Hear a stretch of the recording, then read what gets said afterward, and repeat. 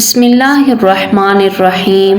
حضور نبی کریم صلی اللہ علیہ وسلم کی 4 صاحبزادیاں تھیں، زینب، رقیہ، ام کلثوم اور فاطمہ رضی اللہ تعالی عنہ۔ حضرت رقیہ کی شادی حضرت عثمان رضی اللہ تعالی عنہ سے ہوئی۔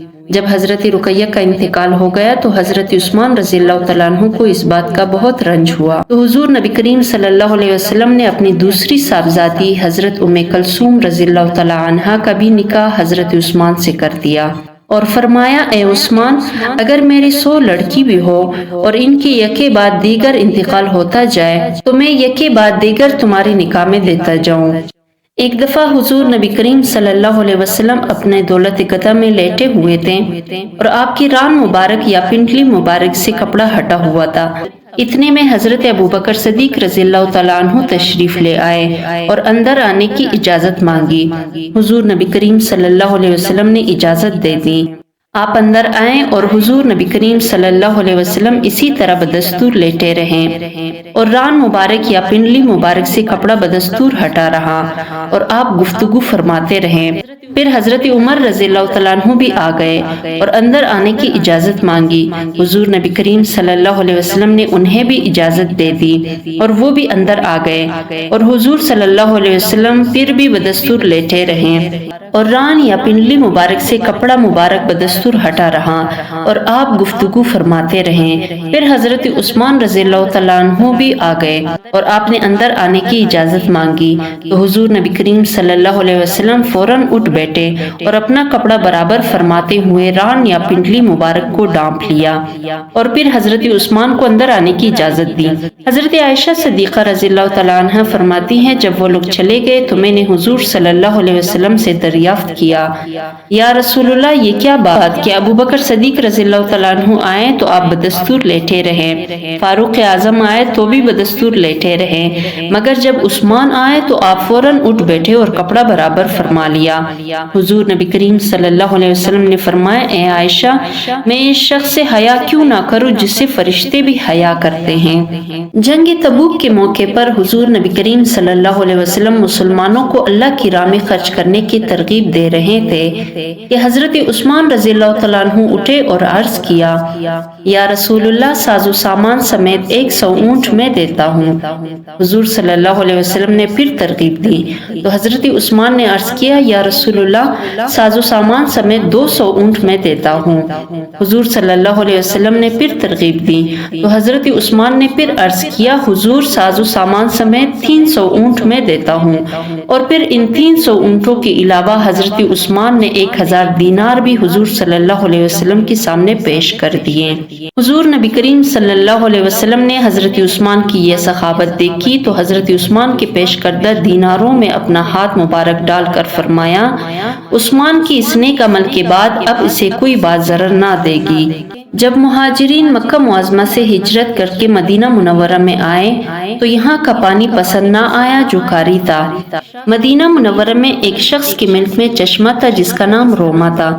وہ شخص اپنے چشمے کا پانی قیمتاً دیتا تھا۔ حضور نبی کریم صلی اللہ علیہ وسلم نے اس سے فرمایا کہ تم اپنا یہ چشمہ میرے ہاتھ جنت کے چشمے کی عوض بھیج دو اور جنت کا چشمہ مجھ سے لے لو۔ اس نے عرض کیا، یا رسول اللہ، میرے اور میرے بال بچوں کی معاش اسی سے ہیں، مجھ میں طاقت نہیں۔ یہ خبر حضرت عثمان رضی اللہ تعالیٰ عنہ کو پہنچی تو آپ نے 35,000 روپے نقد دے کر اس شخص سے وہ چشمہ خرید لیا اور پھر حضور صلی اللہ علیہ وسلم کی خدمت میں حاضر ہو کر عرض کی، یا رسول اللہ، جس طرح آپ اس شخص کو جنت کا چشمہ عطا فرماتے تھے، اگر میں یہ چشمہ اس سے خرید لوں تو کیا حضور وہ جنت کا چشمہ مجھے دے دیں گے؟ آپ نے فرمایا، ہاں دے دوں گا۔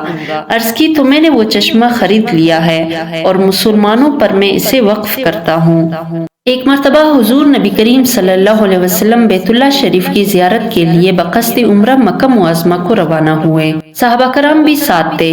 راستے میں ایک مقام حدیبیہ پر ٹھہرے اور حضرت عثمان رضی اللہ تعالیٰ عنہ کو قریش مکہ کے پاس مکہ معظمہ بھیجا اور فرمایا، جا کر ان سے کہنا کہ ہمارا ارادہ کسی جنگ کا نہیں ہے، ہم صرف زیارت بیت اللہ کے لیے آئے ہیں، اور جو مسلمان مکہ معظمہ میں ہیں ان سے کہنا کہ گھبراؤ مت، مکہ معظمہ عنقریب فتح ہو جائے گا۔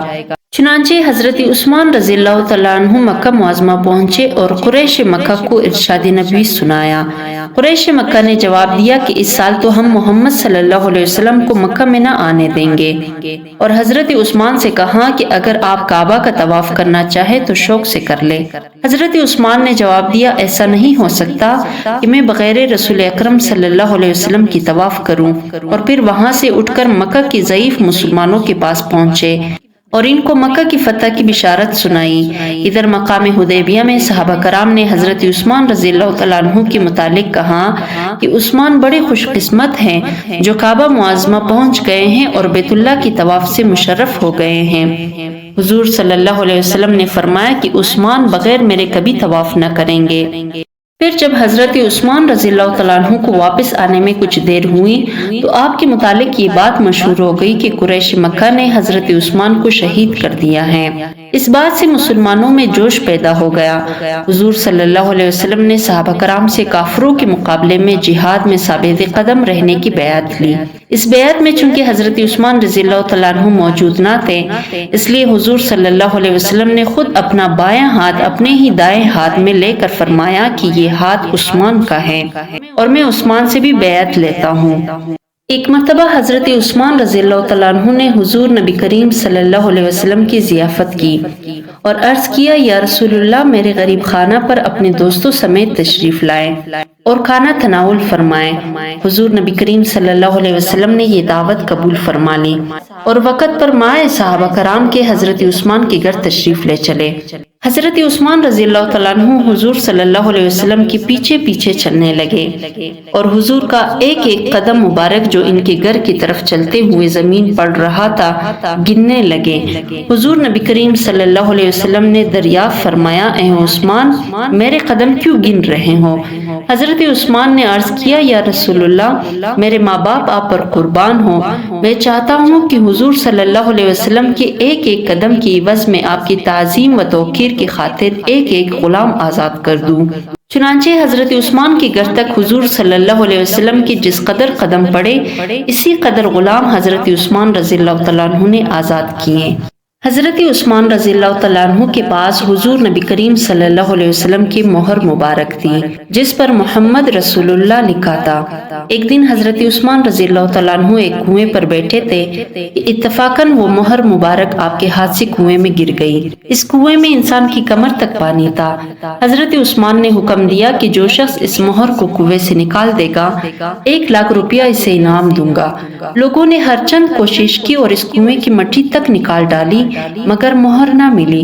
اس مہر کی برکت سے حضرت عثمان رضی اللہ تعالیٰ عنہ کی سب مطیع تھے، مگر جب وہ مہر گم ہو گئی تو لوگوں کے خیالات بدل گئے اور طرح طرح کی بے بنیاد شکایتیں حضرت عثمان کی کرنے لگے اور معمولی باتوں پر آپ کی گرفت کرنے لگے۔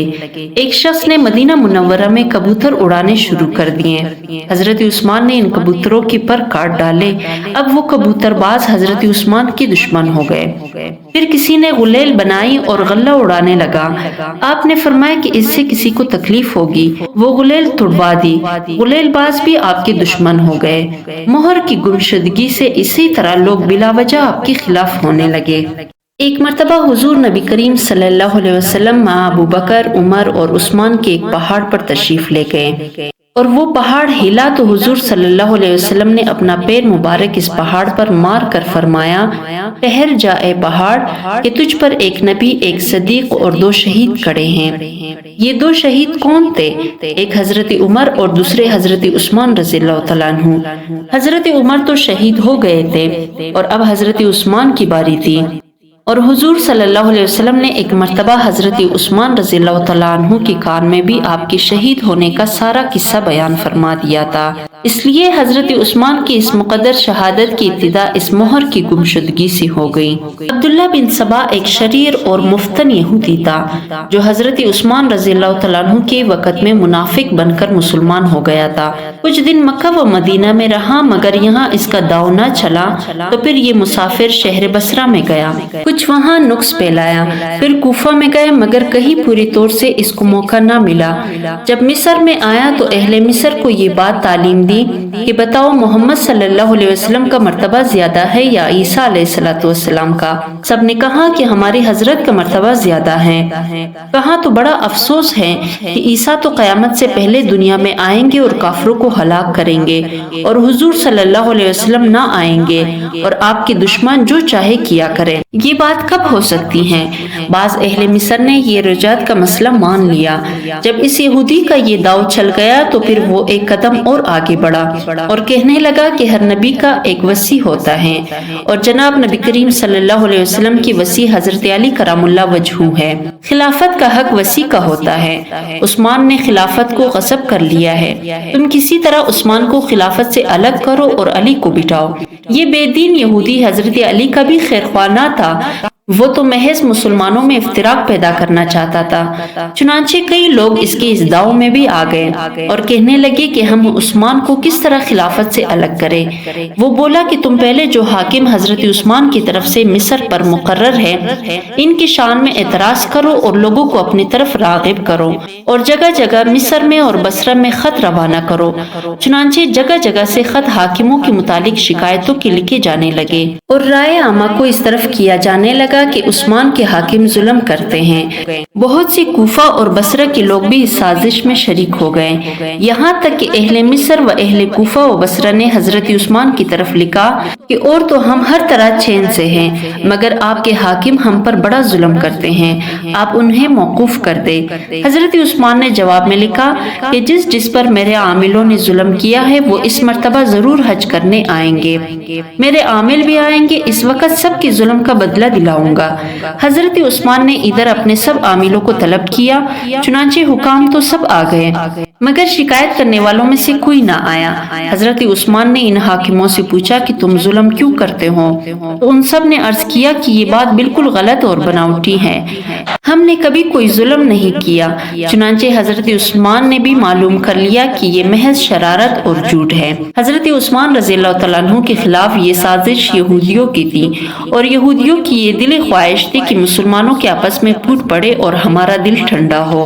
ابن سبا یہودی کی سازش سے اہل مصر، کوفہ اور بصرہ والے حضرت عثمان رضی اللہ تعالیٰ عنہ کے خلاف ہو گئے، اور بصرہ والوں نے ایک مرتبہ بے بنیاد شکایات کے خط لکھے جن کا جواب حضرت عثمان رضی اللہ تعالیٰ عنہ نے دیا، مگر انہوں نے جب دوسری مرتبہ بے بنیاد شکایتوں کے خط لکھے تو حضرت عثمان نے پھر کوئی جواب نہ دیا۔ اس کے بعد پھر ابن سبا یہودی کے اکسانے پر 1000 مصری اور اسی قدر کوفی اور 500 بصرہ کے لوگ حج کے نام سے مدینہ منورہ کی طرف روانہ ہوئے اور مدینہ منورہ کو گھیر لیا۔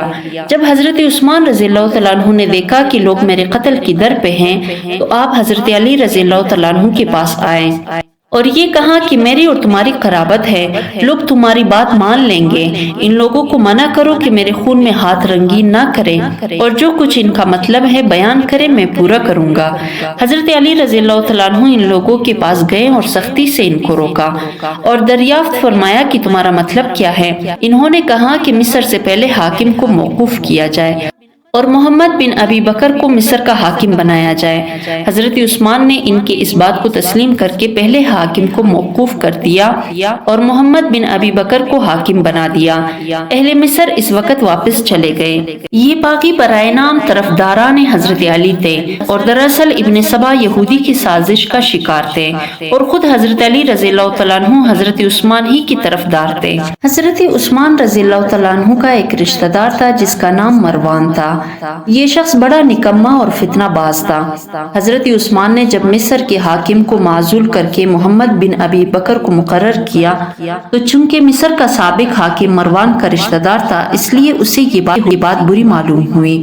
اس نے ایک جیلی خط مصر کے حاکم کے نام لکھا کہ یہ خط عثمان امیر المؤمنین کی طرف سے ہیں، جس وقت محمد بن ابی بکر تمہارے پاس آئے تو اسے قتل کر دینا اور فلاں 7 آدمیوں کو بھی قتل کر دینا۔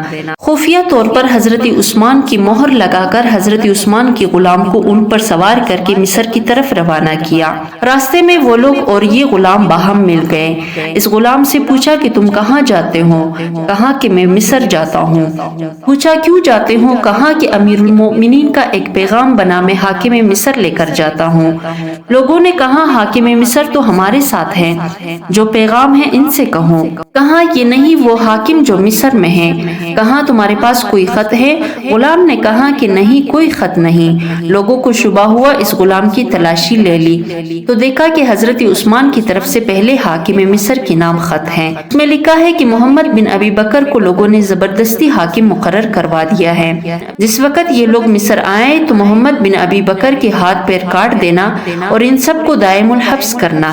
یہ خط دیکھ کر سب غصے میں آگ ہو گئے اور پھر واپس مدینہ منورہ میں آئے اور مدینہ میں تمام لوگوں کو جمع کیا اور وہ خط سنایا۔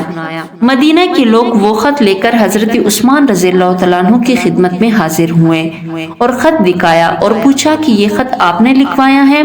حضرت عثمان رضی اللہ تعالیٰ عنہ وہ خط دیکھ کر حیران رہ گئے اور فرمایا میں نے یہ خط ہرگز نہیں لکھوایا۔ لوگوں نے کہا کہ سواری کا اونٹ آپ ہی کا ہے؟ آپ نے فرمایا ہاں۔ اور جو اس پر غلام بیٹھ کر خط لیے جا رہا تھا وہ غلام بھی آپ ہی کا ہے؟ فرمایا ہاں، وہ غلام میرا ہی ہے۔ یہ مہر آپ کی ہے جو خط کے اوپر لگی ہوئی ہے؟ فرمایا ہاں، مہر بھی میری ہے۔ پھر خط آپ کی کیوں کر نہیں؟ فرمایا واللہ نہ میں نے خط لکھا نہ لکھوایا، میرے مہر کسی نے چرائی ہے اور میرے طرف سے لگائی ہے۔ اب تو سب نے کہا کہ یہ ایسے بوڑھے ہو گئے ہیں کہ ان کو مہر اور خط کی بھی خبر نہیں رہی، تو ان کو بہرحال خلافت سے معزول کرنا ہی پڑے گا ورنہ انہیں ہم قتل کر دیں گے۔ حضرت عثمان رضی اللہ تعالیٰ عنہ کے خلاف ابن سبا نے سازش کی اور مروان نے شرارت کی اور حضرت عثمان رضی اللہ تعالیٰ عنہ کی شہادت کا وقت قریب آ پہنچا۔ ابن سبا یہودی کی سازش اور مروان کی شرارت سے اہل بصرہ، کوفہ اور مصر والے حضرت عثمان رضی اللہ تعالیٰ عنہ کے بے گناہ خون سے ہاتھ رنگے بغیر نہ رہ سکے، چنانچہ وہ لوگ ہزاروں کی تعداد میں آ گئے۔ اس وقت صحابہ کرام نے عرض کیا یا امیر المومنین، آپ ہم کو لڑائی کا حکم دیجیے تاکہ ہم ان کو مار بگائیں۔ آپ نے فرمایا کہ تم کو قسم ہے اللہ کی، میرے لیے کسی مسلمان کا ایک قطرہ خون نہ گرانا، میں قیامت کے دن خدا کو کیا جواب دوں گا؟ صحابہ کرام نے کہا کہ آپ مکہ معظمہ چلے جائیں یا ملک شام چلے جائیں، وہاں حضرت معاویہ رضی اللہ تعالیٰ عنہ ہے اور ان کا لشکر ہے۔ آپ نے فرمایا دوستو، میرے آخری وقت میں اپنے نبی کے مزار کو کس طرح چھوڑ کر چلا جاؤں؟ ہاں، مسجد نبوی میں چلتا ہوں اور ان لوگوں سے پوچھتا ہوں کہ تم بلا وجہ مجھے کیوں قتل کرنا چاہتے ہو؟ چنانچہ آپ تشریف لے گئے اور ان بلوائیوں سے خطاب فرمایا کہ اے مصری لوگو، تم مجھ کو کیوں قتل کرتے ہو؟ میری عمر تھوڑی سی رہ گئی ہے، میں خود بخود ہی انتقال کر جاؤں گا۔ قسم ہے خدا کی، جب کبھی لوگوں نے کسی نبی کو ناحق قتل کیا ہے تو ہزارہاں آدمی اس نبی کے بدلے میں قتل ہوئے، اور میں خلیفہ سید المرسلین ہوں، میرے بدلے میں 80,000 قتل ہوں گے۔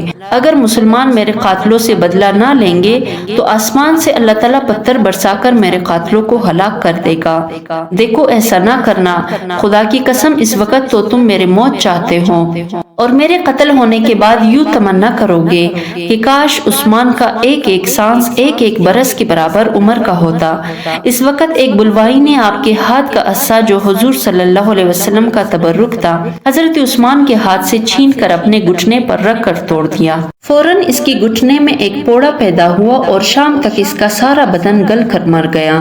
اب بلوائی سینکڑوں کی تعداد میں حضرت عثمان کے گرد آ کر جمع ہو گئے اور مکان کو گھیر لیا اور یہ کہا کہ اب ہم آپ کو قتل کیے بغیر نہ چھوڑیں گے۔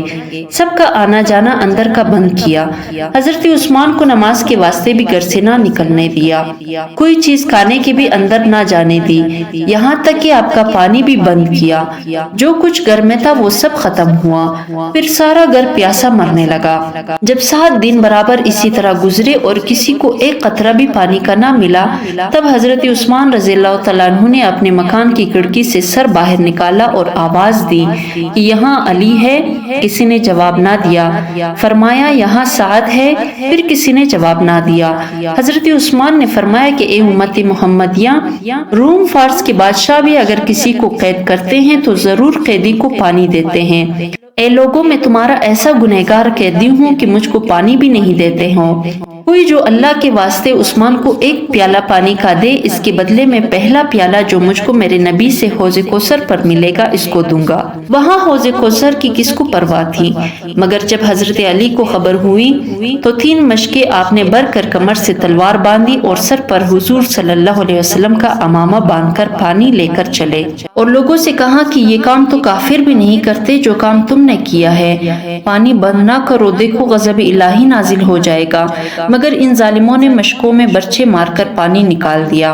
اتنے میں جناب ام حبیبہ ام المومنین ایک خچر پر سوار ہو کر اور ایک پانی کی مشک لے کر آئی اور یہ خیال کیا کہ کمبخت میرا تو ادب کریں گے، اور لوگوں سے کہا کہ بنی امیہ کی کچھ امانتیں عثمان کے پاس ہیں، ذرا میں ان کے پاس جانا چاہتی ہوں تاکہ وہ امانت لے آؤں۔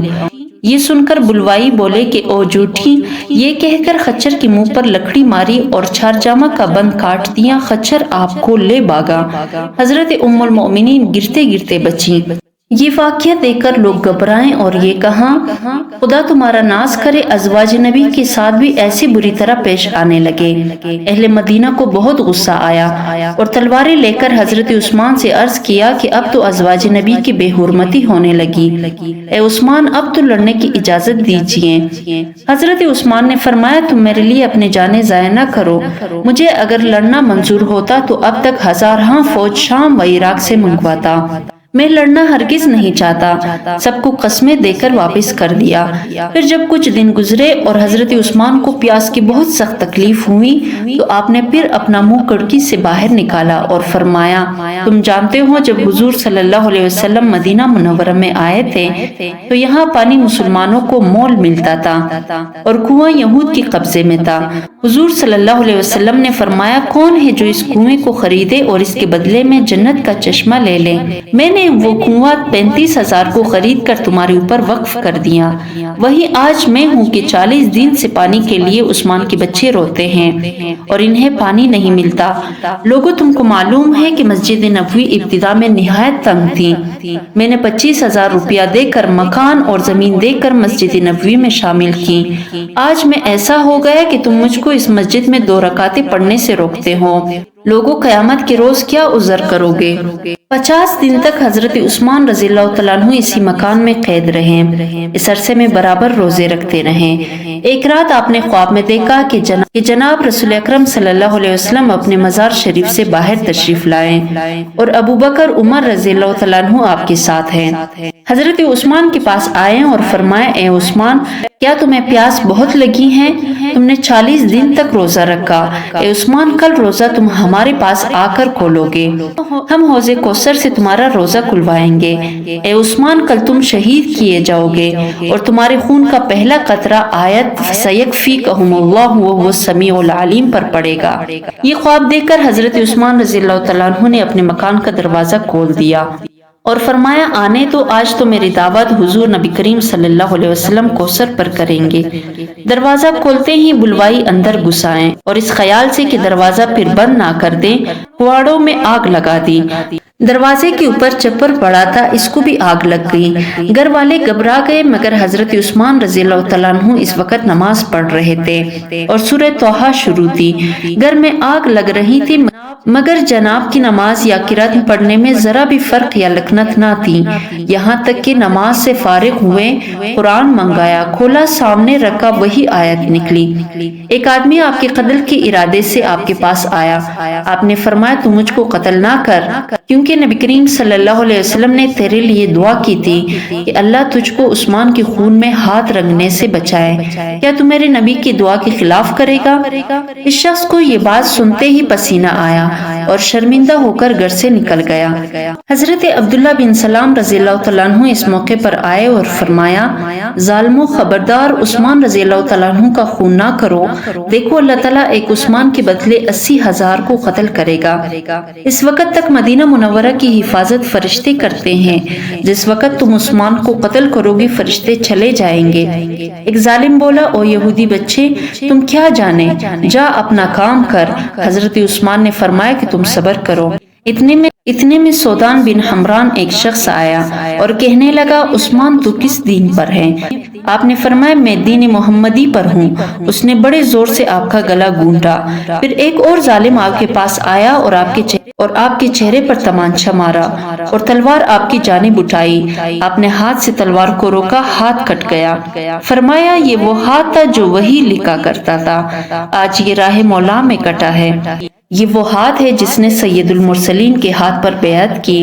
جس دن سے یہ ہاتھ نبی کے ہاتھ سے ملا تھا، کسی گندگی چیز کو اس ہاتھ سے نہ چھوا تھا۔ لوگوں ذرا اس ہاتھ کو اچھی طرح دفن کرنا۔ اس ظالم نے کہا لو بلاؤ اپنے مددگاروں کو۔ فرمایا میرا جو مددگار ہے میرے پاس ہے۔